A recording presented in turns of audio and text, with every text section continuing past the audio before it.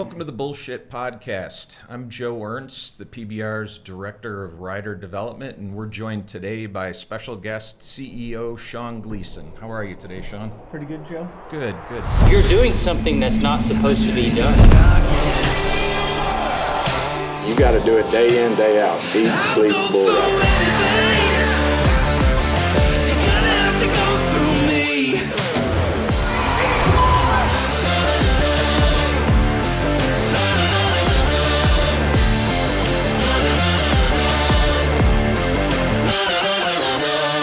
Good. Hey, just a couple of things on you as a background. How'd you get started with the PBR? How did that all develop?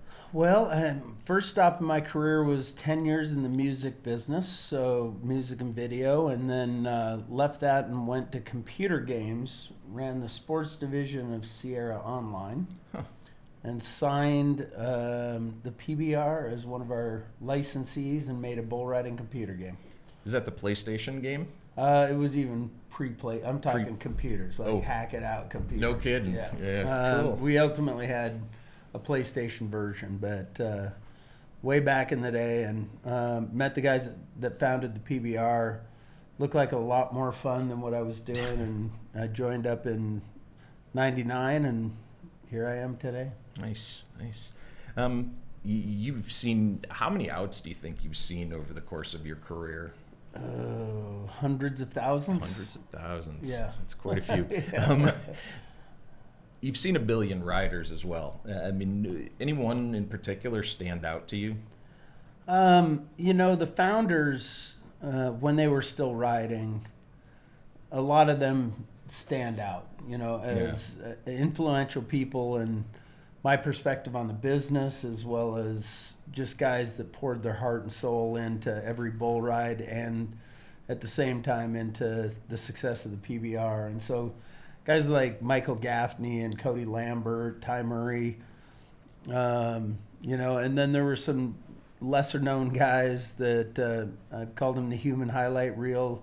Leslie Doyle, every time he got bucked off, I could count the number of YouTube hits we were going to get because he was a flying highlight reel. Creo brothers, and then there's the next generation when Ross Coleman and Justin McBride came along, and that was a pretty interesting chapter in our history. And Luke Snyder came along and joined the Brat Pack, if you will, with those guys. And so it's been interesting. You think about it, and I'm probably on my fourth or fifth generation of bull riding. Yeah. Nice. I woke up one day and realized, when we started, we were all pretty much the same age. Yeah. We were all in our 30s, and some of the guys were younger, in their 20s. But when we started on this journey, it was Randy Bernard and I, and the top bull riders and the board we were all in our 30s. And I turned around somewhere in my 40s, late 40s, early 50s, and I'm still here, and the bull riders are coming up, and they're the same age as my kids, and I realized, dang, I've been here a long time. Yeah. And then now I fast forward, and my kids are starting to get married, and they're twice as old as John Crimber. One of them's almost twice as old as John Crimber, and I'm like, holy cow, where'd the time go? Right. I mean, I have two daughters that are both in their upper 20s, and I look at some of these guys that that are in their late teens, early 20s, and I'm like, these guys are professional athletes. They're half the age of my kids. Yeah. What they go through and what they do at a pretty young age is pretty remarkable. Story that we got to keep telling. Yeah, for sure. Have you ever considered getting on a bull? I did. Have you? No. Well, I got on a probably more of a steer. It was a bull, but more of a steer. Fair enough. When I was in early high school, and I ate a mouthful of dirt after a couple of seconds, and decided I wanted to stay on the animals that I was riding. So fair. Grew up on the back of a horse, and loved the cowboy and Western lifestyle, and was always ingrained in me. I moved to the city for a while, and then 'Cause I spent most of my youth figuring out how to get out of a small town in eastern Washington, and then I Fair spent enough. the next 15 to 20 years trying to figure out how to get back to it. So, That's great. Yeah, and we're moving to Texas at the end of January, and I can't wait to get out of the city and move out west a little bit. yeah, and I'll get tell some you property. what, Fort Worth is just a remarkable place, and the history and heritage of the stockyards and what we have down there now, it's just a refreshing, rejuvenating change. Yeah. Well, I'm excited to get there Yeah. and see what it's all about. Tell me a little bit. Give me a kind of a state of the union on the PBR. Where do we stand? Where have we come from? Where are we going? It's I have people come up to me all the time and say, "Wow, you guys popped up overnight," and I'm like, "Oh, no, hardly." And I can't remember a time that we weren't growing. And the question was, at what rate were we growing? Sure. And in 2015, when Endeavor bought us, it opened up a lot of assets and a lot of expertise from the great people that are part of William Morris and IMG and some of the other sports businesses that, and then we acquired UFC and a lot of key learnings there and a lot of partnership opportunities there. And so once that acquisition happened, our growth took on a new level. We've always grown, but now it was on a new scale. And so somebody just pointed out, I've almost been doing that for 10 years now. Right. Yeah. And it's been 10 years of just setting record after setting record after setting records. And then, of course, the pandemic put a little dent in that, but we were last sport down and the first one back. Yeah. And that helped us hit the ground running when we came out of it. And we didn't, other than those couple of tough years, we didn't lose any momentum coming out of it.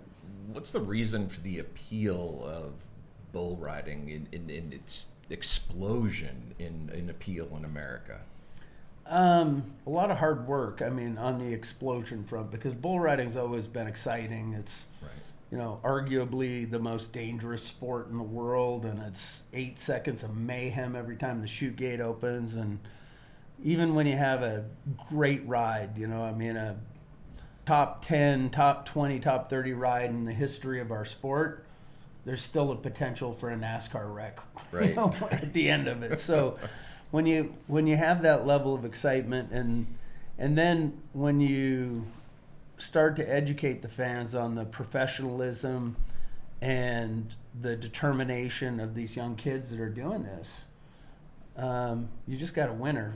And we wrap it all in a rock concert environment, entertain people for 2.5 hours a night in cities all across this country, and it's a winner. But it's, the explosive growth started with the founders breaking away and starting bull riding as a standalone sport, but it's taken a lot of hard work from a lot of really talented people to just keep pushing that rock up the hill, because the headwinds in the traditional sports space, they're against us. It's a dirt sport, and we wear cowboy hats, and Right.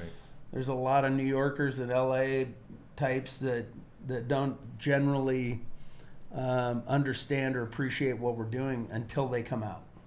So it's getting them out one at a time to change the fortunes of opportunity for us, whether it's in the media space or social media space or marketing space. And we've just been pounding on it for a long, long time, and people are paying attention. Yeah, I've been a fan forever, and this is just about a dream job for me to come and work with you guys, and I'm really excited. But after having gone behind the scenes at a couple of events now since I started, there's two things that really stand out to me. One is the speed of it. You can't tell that on TV, and you can't tell that from 50 rows up in the stands. Being right there in the chutes, it's so fast and so explosive. It's really cool. Yeah. And the other thing is the hard work that our people put into putting the show on and getting it ready, and the load in and the load out. These guys bust their butts for you. Yeah, it takes 15 plus trucks now to run this tour up and down the road, and that's the scale of some of the biggest music artists in the business going up and down the road performing on a concert tour, and you add the logistics of having to get the dirt down in the arena and the steel up to, which is our stage. But we pack our own lights, our own sound, own scoring system. And so there's a lot of moving parts. And the team that gets out there and makes it happen, the good news is for me that they're as passionate as any group of human beings about what they do. It's not just a job for them. They're as committed to helping the sport grow as I am, and that's what makes the world go round, and why I say all the time, we got the best damn team in sports and entertainment. I agree. And after only been here, a month and a half, just some incredible people that you've brought together. Yeah. Where do you see us going in the next 5 years, maybe even 10, if you can project out that far? Well, the team series was, if you boil it down to the top level strategic business conversations, the launch of teams was kind of a reinvention of our business. If you go look at any business in any sector in the world, sports is no different, or bull riding's no different. It goes through a bell curve of growth, and then if you don't reinvent yourself, you drop off at some point. And while we had a long way to go with on the bell curve of individual bull riding, I wanted to do something that really gave us a foundation to build and extend and start that next level of growth sooner than later. Basically, double the size of our bell curve now, and put us halfway there as opposed to closing in on the top.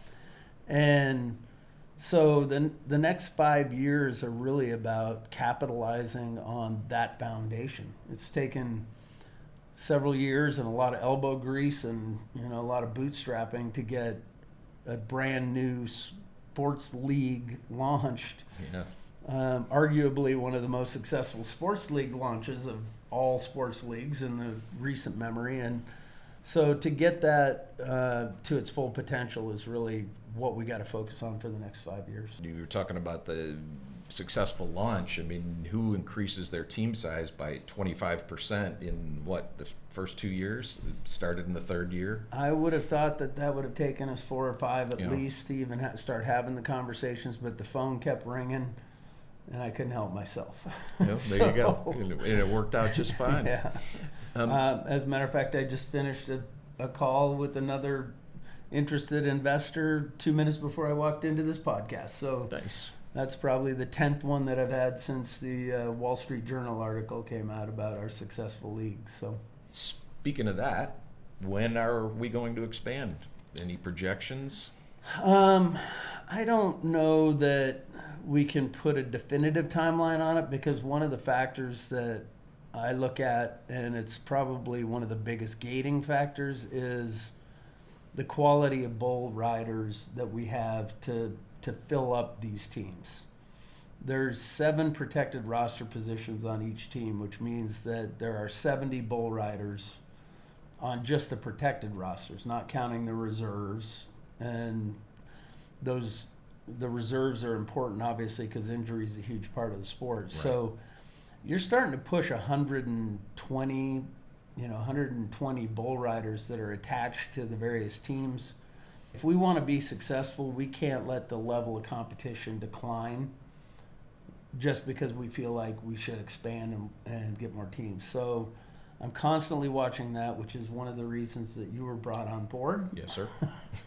Is for rider development. Right. It's really to go out and develop better talent among the bull riders that have decided that's a path they want to pursue, but also do a lot more to convince bull riders or potential bull riders that they should give this sport a try, because they can make $10 million in a relatively short career and then go on and do whatever they want to go do. Yep. So we just need to expand the pool, but I'd predict that it's not too long before we add a couple more teams. Nice. So it's not going to be one big jump. It's going to be just a couple at a time. I'd like to add 6 eventually before I retire. Nice. And that gives us the potential to divide the team series into 2 divisions. We have 8 each in each division. It gives us the potential to double up the events because we'll have enough teams to have a East Coast and a West Coast event in the same weekend and get more of the product in front of more fans on a regular basis. Right. And then it really hits home this concept that we are a professional sport because you're going to leave 8 teams at home at the end of that regular season. And, you know, and I had a few people come up to me when they realized that 2 teams weren't going to get to go to T-Mobile Arena this year. And they're like, that is so unfair. That is, you know, I mean, these diehard fans are like, we wanted to see all 10 teams compete. And I'm like, this is sports, lady. That's right. You know, I mean, you know, this is sports. I want to leave more teams at home than I take to the championships. Yeah. So but we need more bull riders. Well, I guess I better get to work. Yeah. That's kind of segues me into it, but I do have one more quick question on the teams and the leagues and bull riding in general before we break off into that. You've said there's never been a better time to be a bull rider because of the exponential increase in ability to earn money as a bull rider. Talk a little bit about what you mean by that, what kind of dollars we're talking about, and where the money comes from. Yeah, well, there's always, you know, in the 25 years I've been doing this, the first thing I do at the end of every World Finals, and now teams championships, but I go back and I look, how much money did my guys make in a year in prize money from the league? And, you know, when I started, it was like, oh, we had 6 guys make $100,000, you know, and then it was like, oh, we had 10, oh, we got to 14, and, you know, and we started hitting a peak where it was about 22 to 25 guys were making $100,000 a year in prize money from the league. Now, this doesn't count their endorsements and other income that they're getting, but in just prize money from the league, and I started to think about how do you commit yourself to a profession where we want you to be a professional, committed athlete working out at your craft day in and day out if you're making less than $100,000 a year. And so that's why that particular mark for a lot of years. And then obviously as time goes on, time value of money, that 100,000 mark meant less and less in the grand scheme of things. But when we launched teams, we added millions of dollars of league paid prize money to the pool. And after the very first year, the average prize money earnings for the top 100 plus bull riders in the world more than doubled. That's great. And I think it was the first year, it was 39 out of the top 40 all made 100,000, and a lot more guys made 200 and 300 and above. And when you get down into the, you know, to the 100th place guy that was making 17,000 or 18,000 a year in prize money, and he's now making 36,000, that just eases the burdens at home. So you can go and try to find out if you're really good at this game, if you're really good at this sport. When you can look yourself in the mirror and say, well, my guys that are pouring their heart and soul out on this are able to make a living, pay their mortgage, buy a ranch, you know, over time, then that's why the money's great. It's never been a better time. Now you throw on top of that the EA money, the endorsement agreement money that the teams are paying the riders, which we don't divulge. But what I can tell you is that that's more than doubled the income of the prize money for most of these guys from 100 up. And so you can do the math. It's starting to get them to a place. Doesn't include their endorsements either, which are all going up because they're now on TV more and they're getting more exposure. So, you know, now they're really getting to a point where they can be a dedicated, committed, all-in professional athlete, and we can get 100 of them to do that. And I'd like to now see that grow with the expansion of teams to 170 of them. Yeah. But, our job isn't necessarily to just be a charity that feeds wannabe bull riders that can't stay on a bull. Right. Still very much a sport where you do your job, you make the most. Yep. You do it well enough, you make a living. Yep. The best make the most. Yeah. I mean, geez, John Crimber, for God's sakes, I think in his first year, did he actually crack $1 million? He just in his cracked first the $1 year? million mark in a little over a year Nice. of his career. Yep. So, I'm pretty proud of that. It Yeah. took a long time for a lot of those original founders to crack the $1 million mark. Right. In 12, 13, 14 months, he Yeah, did it. and that's without winning a world championship, a world Right. title, where you get $1 million Right. just for doing that. So it's pretty impressive, and that's what I mean when I say it's a good time to be a bull rider. Indeed, indeed. I'm excited about it. So talk a little bit, we'll get into the meat of why you're here for real. Talk a little bit about what prompted the move towards the rider development group, and kind of all the talks that happened in the initial stages of what you were looking for and what you wanted to accomplish. I mean, other than just, we need more guys. It's not so much we just need more guys, it's we need the riding percentages to go up for our product to be successful. Yeah. There were some lean years not too long ago in which we'd go through an event and we'd be standing there looking at 6 out of 40 riders covering their bulls for the 8 seconds, and then you look around the audience and you see fans that paid $100 for a front row ticket and $25 in the family section, and you're like, did they really get their money's worth? Yeah. Or is this just us putting a bunch of guys on really ranked bulls Right. that aren't capable of staying on? And that's another factor, obviously, the bull power. I mean, I talked about the generations of bull riders that I've been through. I've been through 20 generations of bulls, and they all get ranker and ranker with the breeding and the DNA. And so it's like, some of these bulls are just insane when you compare them to some of the outs from the early years. Yeah. If you look at it objectively, it's like, nothing against him at all. But Michael Gaffney's 96.5 point ride on Little Yellow Jacket would be an 84 today. Don't let him hear you say it. I know, but it's all relative in time, and you go back and you compare some of those outs to some of the outs we're seeing today, and just the power and the difficulty of those rides, and it's gotten harder, no doubt about it. And so you need the riders to evolve. And I made a bet with my staff before we launched teams.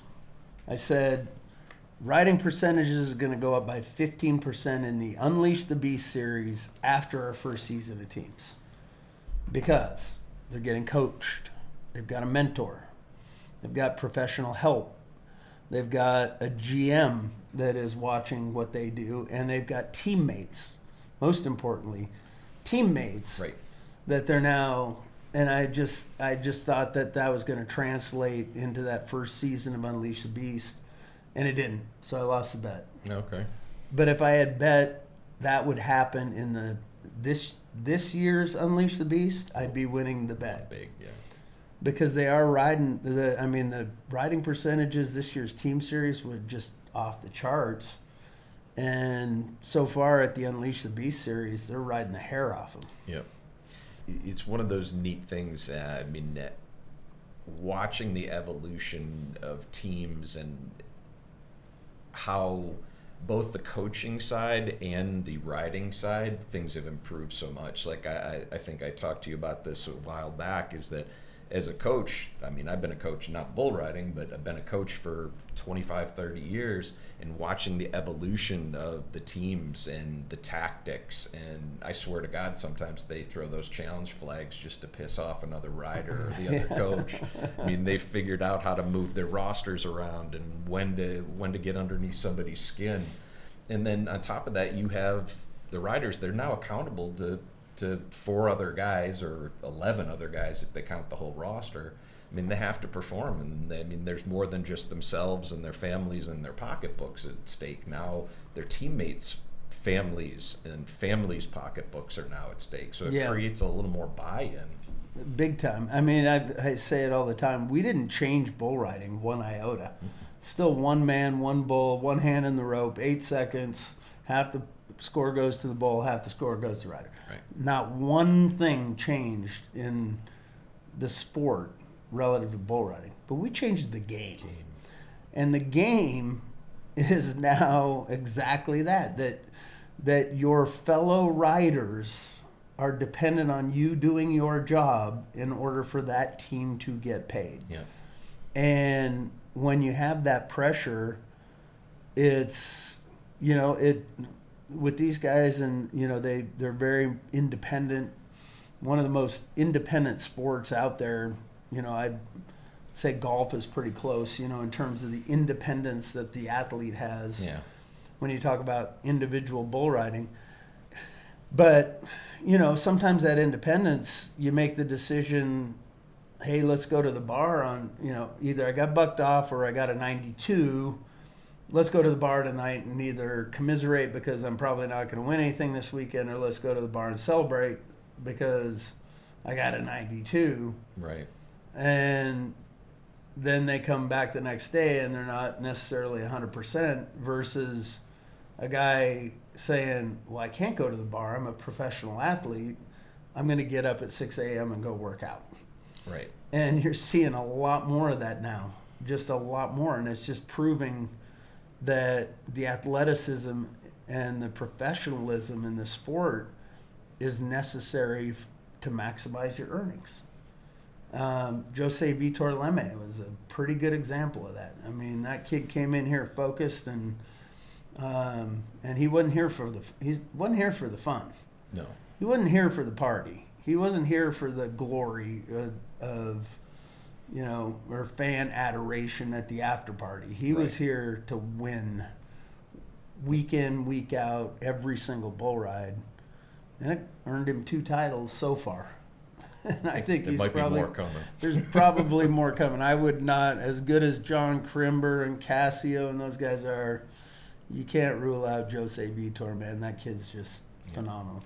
It's actually interesting you say that. We were at the team's championship in Vegas, 2 months ago, and Katie and I were walking back from having ice cream, and we went through the casino to get back to our room, and we're watching Jose grab his teammates off of tables and out of a bar, literally out of a bar and off of a gaming table. He's like, we're going to bed. And then he kind of ushered them all towards the elevator, and they all went up and I guess went to bed. Yeah. But it was pretty That's interesting. because he had them up early in the morning working out. Probably, so, yeah.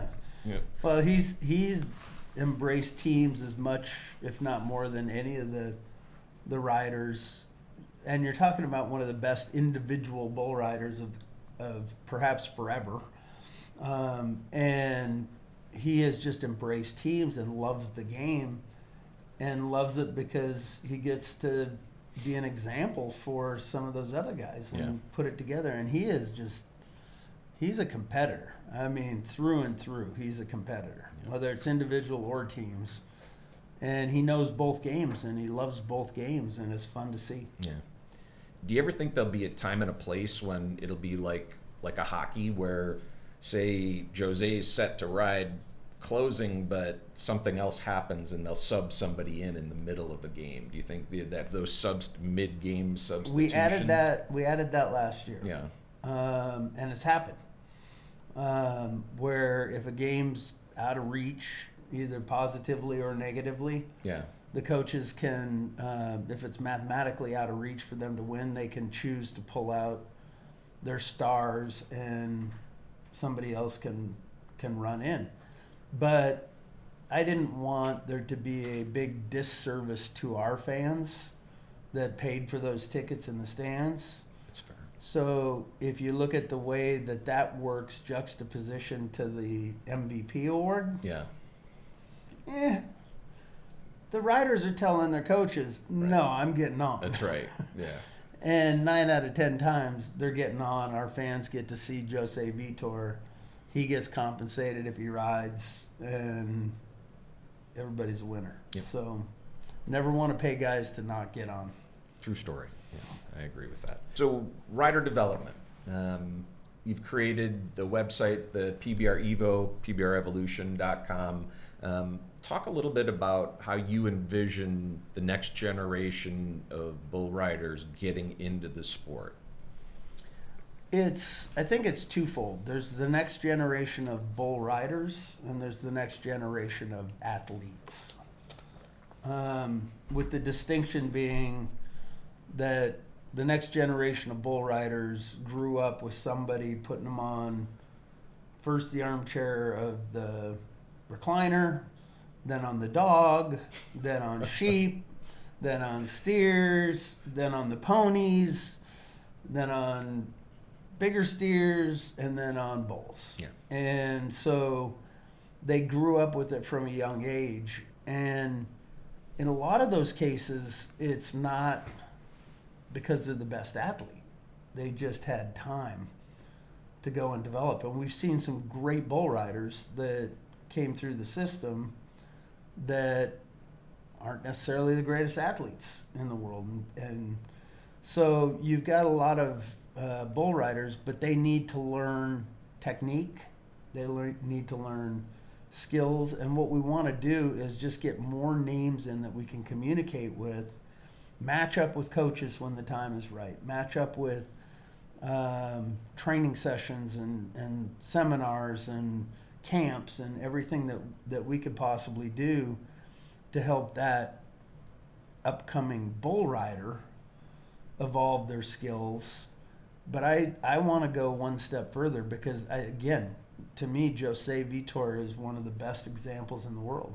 Soccer player. I won't name names, but I've had many arguments over the years with some of the old timers that, I've been pitching this for a long, long time, and what I'd hear is, "Oh, you can't make a bull rider," and I'm like, there's no DNA gene that makes you a bull, that makes you a great bull rider. Like, it's just not in your DNA. Right. You have to be a great athlete, and then you have to learn the right skill set and balance, and you have to learn how to use your body to counter the force of the bull. And Jose Vitor was a soccer player in Brazil that didn't grow up riding bulls all the time and didn't grow up with aspirations, I think, even to be a professional bull rider. Yeah. Realized he wasn't going to make it as a soccer player, tried his hand at bull riding, and realized he could be pretty damn good at that. Pretty damn good.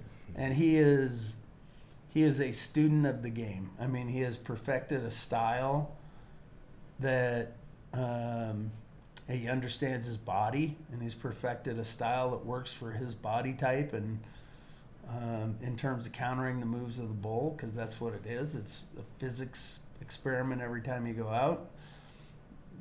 Bull throws a certain force at you, counter the force. Yep.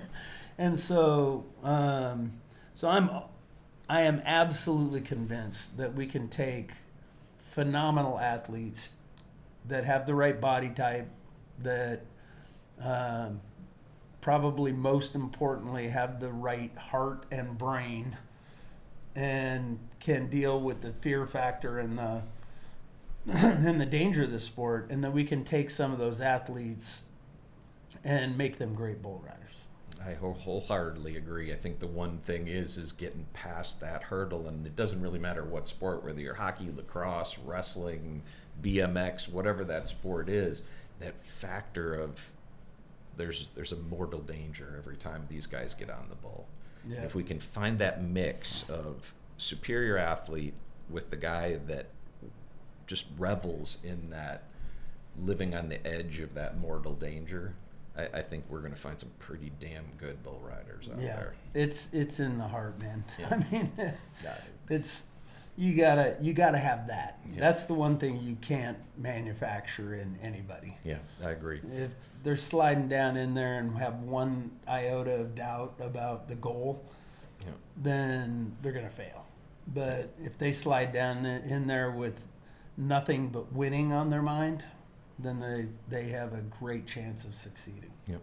And it's funny that you put it that way. One of my friends is a former SEAL team commander, and one of the things that he said about selection to me is, and I'm going to paraphrase this the best I can, he said, if you think you're going to make it through selection, you won't. Yeah. You have to know you're going to make Yeah. it through buds. Yeah. It's the same type of thing. You got to go in 100% or it's going to be a rough go for you. Yeah. Talk a little bit about the future of that in terms of, do you think the PBR will ever have a training facility, or I know we had the Sports Performance Center in Pueblo. Is something like that going to be recreated now that we're going down to Fort Worth? Talk about those opportunities for both the bull rider and that non-traditional athlete to hone their craft both physically, mentally, and skill-wise. Yeah, I think one of the first challenges that we have in training athletes is any other sport, you can go out and play catch in the backyard. Right. You can go to a football field and catch passes or throw passes. You can get in a car and drive really fast. I mean, any other sport, you have some real world opportunities to kind of get better at that. There's not enough places that teach the fundamentals first. What is a bull rope? How do I hold the bull rope? We've got to make sure that we're opening up opportunities for interested athletes that haven't been exposed to that or haven't had a father, an uncle, or a brother or whatever teach them some of those basics. We got to make sure we can get that across so that when they show up and it's time to learn how to position your body and how to stay on the back of a bull, that they're not sitting there worried about whether the hat's on backwards or not. Right. We need to, if we're going to bring athletes into our sport, we need to make sure that the path and the curriculum for them to learn what they need to know is very, very clear. It's very consistent. And it's a hard thing to do because there's, a lot of different opinions out there. There's not a lot of historical precedent in coaching, and they haven't existed in our sport until 3 years ago. So we got a lot of work to do, but it's all got to start somewhere. And so you start by building a curriculum that teaches an athlete wherever they're at in the spectrum, it can bring value to their ability to succeed. Yep. And that's really what it is. You can call it beginner, intermediate, you can call it whatever, but I always equate it to K through 12. Like if they come in with a 7th grade education, put them in 8th grade. Right. Yep. If they come in and need kindergarten, maybe we don't want them, or but at least kind of teach them the ABCs, and then find out what you get out the other end. And do I think that we're going to create thousands of new bull riders? I hope not, because that's thousands of mouths to feed. What I hope we come out of it with is 20 to 30 over time that come in here and are vying for a world championship, are vying for the MVP award. Because when we have that many athletes that, are Odell Beckham, at level of competing against Tyreek Hill, competing against, Jamar Chase, when you have that many great athletes that are competing against it, you get fireworks and you get sports and you get this edge of your seat action, whether it's individual or teams. You just get a higher level of quality and competition. Yeah, I agree. And those having more than the handful of really, really top level guys, if you have a greater number of those, it elevates everybody else below them. It's like a vacuum. It kind of sucks them up to the next level because they're all like, I need to get to that level. Whereas if there's only a few, they're like, maybe we can get there, maybe we can't. You're going to get a lot of guys that make it to the top, not the top, to the 25 to 100 rankings in the world. they can come through, and a lot of guys can make it on their own to do that. But the day that we have 25 number ones competing to get there is the day that we've accomplished your job. No pressure. No No pressure pressure. whatsoever. In order to facilitate that, we are going to have to help create, I'm not quite sure the way we want to put it, but more qualified coaches. So I know that we have in the works to put together a certified coaches program. Talk a little bit about that and what we've done so far with that and where you envision it going. Well, I think that fundamentally the important thing is to have the collective curriculum that we gather from anybody and everybody that has a valid opinion or idea to input into that curriculum, distill it down so that it's teachable. And so you're not trying to teach a kid, physics 400 when they need to start out with physics basics, and so we have to get that curriculum. And then when we get those certified coaches, they have to follow the curriculum. What's happened over the years in bull riding that I've seen is you've got some people out there that are teaching or trying to teach guys how to ride bulls. Yeah. Every one of them has a different style. Every one of them has a different curriculum. And one size doesn't fit all, and it doesn't work for, maybe it works at the velocity level or the PRCA level, but it doesn't work for getting on the Unleash the Beast bulls.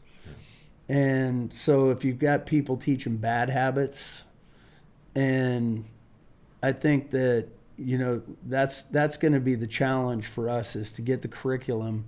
And then when you get into the really advanced stuff, you need really advanced coaches that truly understand it. The people that have contributed the most to to this curriculum, that really get the physics of it and the athleticism of it. And I think, in the team series, we're starting to see a little bit of that, not without, I'll say what I'm going to say with the caveat that all of our coaches are fantastic. Agreed. But I think that Cody Lambert and J.W. Hart are showing people that if you know how to teach a rider to their specific body type and their capabilities, that you can take these guys and make them better bull riders. Yeah. At least my opinion in watching this, and I've seen hundreds of thousands of bull outs. When you can take a guy that's a perennial, number 20 to number 40 guy, and you can turn their performance around, and we're having conversations about world titles possibly and other things, then you've found a coach that knows how to get in and teach the nuances. You and I can't do it. Mm-mm. But we have to at least have a curriculum that gets them to that point where then that next level of coaching can take them all the way. Well, yeah, I totally agreed. In the 5 weeks that I've been here, I've been talking to coaches, and I've had dozens of conversations about curriculum and skills and drills and how do you do this and how do you do that and what's the right form, and it boils down to a lot of it is body style and particular athletic ability. So the one beginner that you teach a certain way, you might have to teach another beginner a completely different way because they're a better athlete or a lesser athlete, or they have they have a different body style. Right. Bull riding is physics. Bull throws force at you. Your job is to counter the physical forces. It sounds like a massive understatement, which it is to a certain extent, but it really is that. The bull rider's job is to counter the force that the bull throws at them, stay in the middle, and stay on for 8 seconds. Right. And if you're 6'1" and 170 pounds, you need to do different things than if you're 5'6" and 130. Yep. It's just, that's just a physics fact. I mean, there's no arguing it. There's no disputing it. Different bodies, styles, and sizes require different reactions to the forces that they're encountering. And so that's where it really gets nuanced. And that's where the coaches need to be trained and experienced enough that they can help the riders understand that. Yeah. Well, they're helping me to understand that now, which Yeah. is awesome. I'm learning more about bull riding than I ever thought there was possible. Yeah. So we've had a really great conversation. So this is mostly driven for the PBR Evo website. New riders, experienced riders, never having ridden before. Tell the guys out there what should be their next steps if they want to become a bull rider for the PBR. Well, one, they should sign up with us on Evo and open the dialogue. And then as we move forward with our initiatives, we'll help put them on the right path if that's what they really want to do. And, I say this all the time, but if you're a college wrestler that just finished their senior year in the 160-pound weight class, and you're not quite done being a professional athlete yet, you can either go to our sister company, UFC, and learn how to fight in mixed martial arts, or you can come to us and be a professional bull rider. If you're an undersized cornerback in college football and you don't want to be done and go be an accountant, nothing against accountants, but Fair enough. you don't want to go follow your career path at this point in time, and you got a little more competitive juices in you and still flowing, why not try and be a bull rider and make $10 million in 8 to 10 years and then go be an accountant? I think that,